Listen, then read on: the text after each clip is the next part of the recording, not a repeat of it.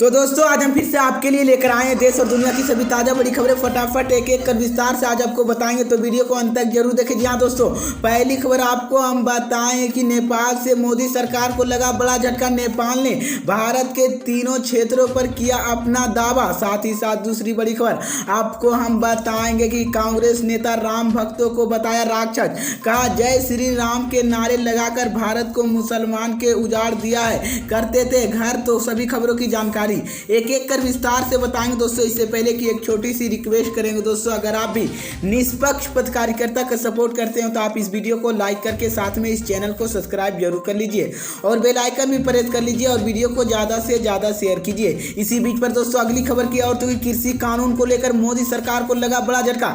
किसानों से बड़ा झटका। किसान ने 29 नवंबर को सांसद घेराव का किया ऐलान, मोदी अमित शाह की छूटे पसीने। तो वहीं आपको बताएंगे दोस्तों की मोदी भक्त कंगना रनावत को बीजेपी ने दिया बड़ा झटका।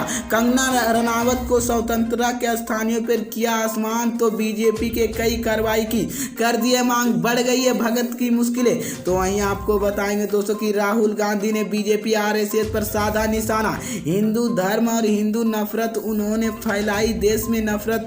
तो सभी खबरों को आपको बताने वाले हो दोस्तों। वीडियो को लाइक कर चैनल को सब्सक्राइब कर ले। बीच पर दोस्तों अगली खबर की और तो कृषि कानून को लेकर मोदी सरकार को लगा बड़ा झटका। किसानों के आगे जुड़ी सरकार। 29 नवंबर को सांसद घेराव को किया ऐलान, मोदी अमित शाह की छूटे पसीने। जी हाँ दोस्तों, आपको बता दें ये बड़ी खबर सामने निकल कर आई दोस्तों कि राकेश टिकैत ने कहा है कि इस बीच गंगूरी बिहार सरकार के जगाने और अपनी बात भगवानों के किसान 29 नवंबर के ट्रैक्टर शपथ भावना जाएगा।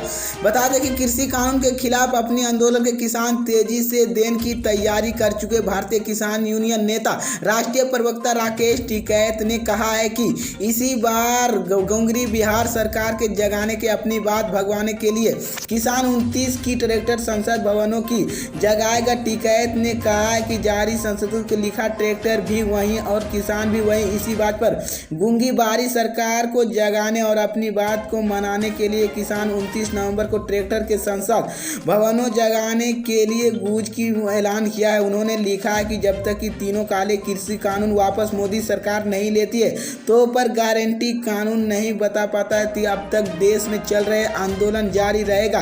बिल वापसी, घर वापसी के यह आंदोलन जल जगन के जमीन बचाव के लिए आंदोलन है। वहीं आपको बता दें कि राष्ट्रीय सुरक्षा हो रही खिलवाड़ में आपको बताते कि गौतम के लिए किसान आंदोलन को लेकर अपनी भवानी राजनीति खुलासा करते हुए टिकैत ने कहा है कि 22 नवंबर को हमारी लखनऊ में महापंचायत है।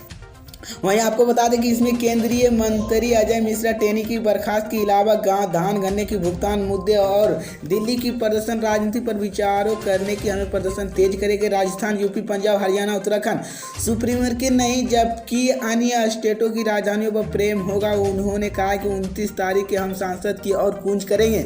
टिकरी और गाजीपुर बैठक के यहाँ पर किसानों के लिए रवाना होंगे। चुनाव को लेकर राजनीति के बारे में पूछे जाने की टिकैत ने कहा है कि चुनाव तारीख आते ही अपनी राजनीति का ऐलान भी कर देंगे। इसी बीच पर दोस्तों अगली खबर की और तो यूपी में बीजेपी पर भड़के असदुद्दीन ओवैसी, नफरत इतनी फैला दी है। जी हाँ दोस्तों, आपको बता दें ये बड़ी खबर सामने निकल कर आई दोस्तों कि एएमआईएम के अध्यक्ष असदुद्दीन ओवैसी ने बीजेपी के गोरखपुर पर बड़ा हमला बोला है, जिसके बाद मोदी सरकार की मुश्किलें बढ़ गई है। उन्होंने कहा कि मुरादाबाद रैली की संबोधित करते हुए ओवैसी ने फोटो एएमआईएम के अध्यक्ष असदुद्दीन ओवैसी ने बीजेपी पर बड़ा हमला बोला है। यूपी में एक जनसभा के संबोधित करते हुए ओवैसी ने कहा है कि इतनी नफरत फैला दी है कि हरा रंग देखकर भी भक्त लाल हो जाते हैं। यूपी विधानसभा चुनाव की तैयारी में जुटी ओवैसी ने मुरादाबाद की जनसभा मांगते हुए गोरखपुर के बाबा क्षेत्र में किसी मुसलमान को अपने घर के अंदर हरा झंडा लगाया तो ये पूरा गुंडे टोला उस पर पहुंच गया था। घर घुसकर तोड़ फोड़ की और कि तुमने पाकिस्तान के झंडा लहराया, उल्टा मुसलमानों पर केस की दिया बया दिया। वहीं पुलिस ने हुए पाकिस्तान की झंडा पर मगर नफरत इतनी फैला दी।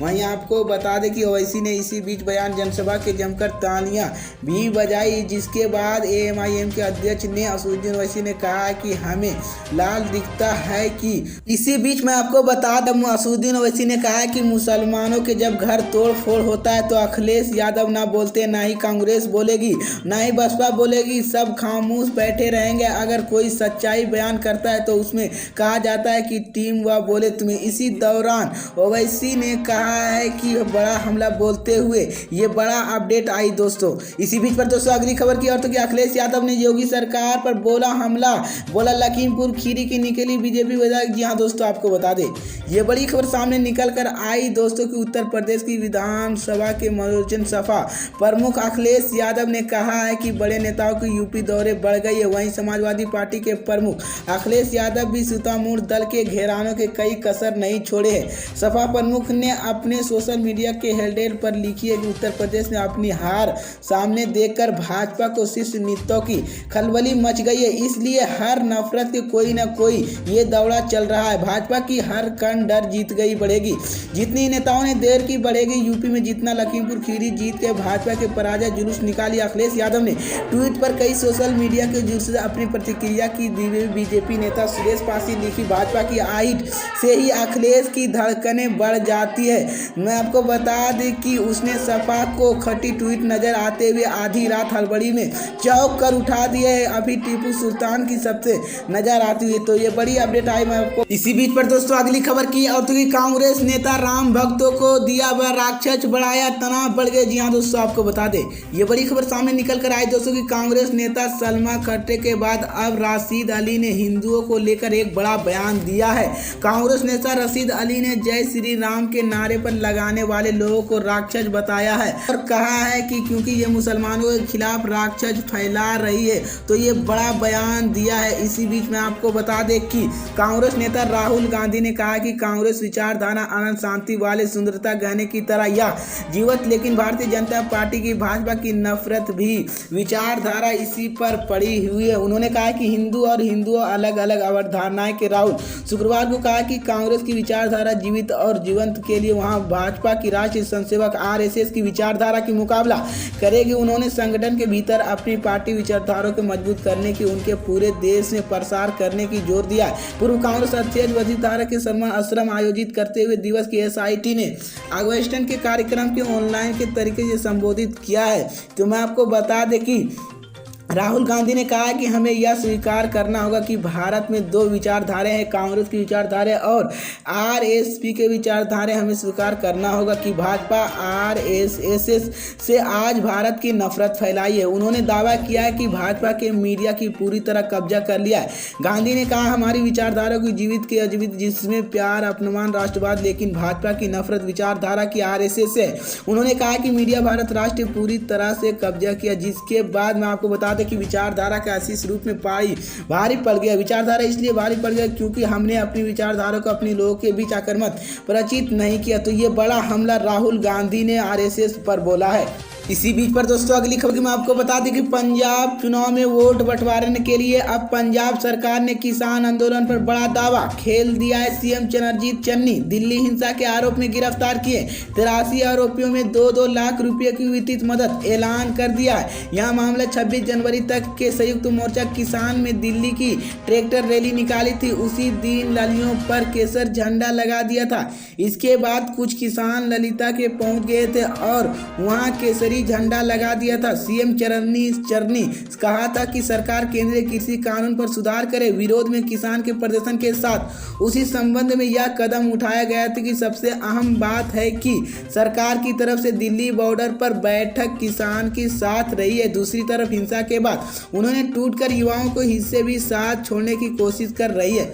वहीं आपको बता दें कि इस अहम बात पर यह है कि जब ललिता हिंसा के मामला हुआ तो संयुक्त किसान मोर्चा उससे पल्ला झाड़ दिया गया। तो उन्होंने कहा है कि यहाँ पर जानबूझकर सियासत की गई क्योंकि मोर्चा ट्रैक्टर रैली का कार्यक्रम ललिताओं के तरफ से नहीं थे। उन्होंने इसके लिए पंजाब एक्टर दीपू सीधी जिम्मेदार ठहराया। कृषि कानून के रविंद्र की सरकार चरणजीत सिंह चन्नी ने इसी मामले पर गुरुवार को पंजाब विधानसभा में सोशल डिस्टेंस की कांग्रेस की सरकार केंद्र की तीनों कृषि कानून के रह चुकी है। इसी जगह पर सरकार ने पंजाब का नया कानून वापस पास किया। हालांकि इससे पहले कैप्टन अमरिंदर सिंह सीएम रहे थे। संबोधित कानून को बनाए के वह गवर्नर ऑफिस के अटक भी रहे थे।